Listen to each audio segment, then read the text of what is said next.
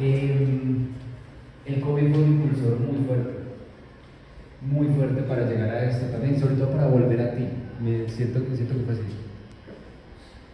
Bueno, igual, muchos de ustedes han escuchado esa historia. A mí me repatriaron, como en mi condición de diplomático, me repatriaron a Canadá cuando en marzo de 2026, marzo 26 de 2020, y a la semana de estar en Canadá me repatriaron para que no me diera COVID en México.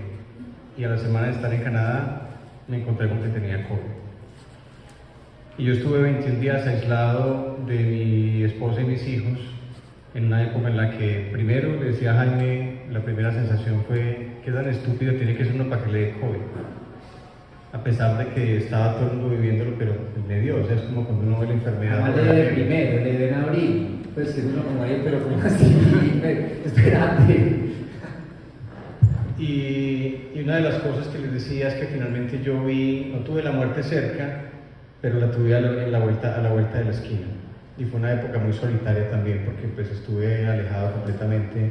Y lo único que me quedó, y lo único que hay, y mucho de lo que hay, el recurso fundamental que yo tengo para este libro que tuve, fueron mis recuerdos, de muchas maneras.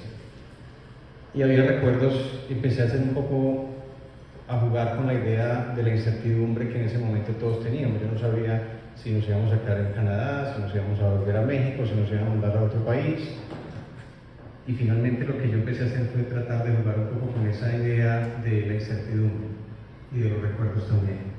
Y como decías ahorita, y una de las cosas que me gustan mucho, por ejemplo, de este poema, en donde yo empecé a hacer un repaso completo, es un recuerdo que yo había estado una semana antes de que empezara COVID, una semana antes del 16 de marzo, había estado yo aquí en Medellín, en los 50 años de mi hermana, y el lunes antes de irme, había salido con mi mamá justamente a comer un pastel en el tejadito, y yo quise plasmarlo ahí también.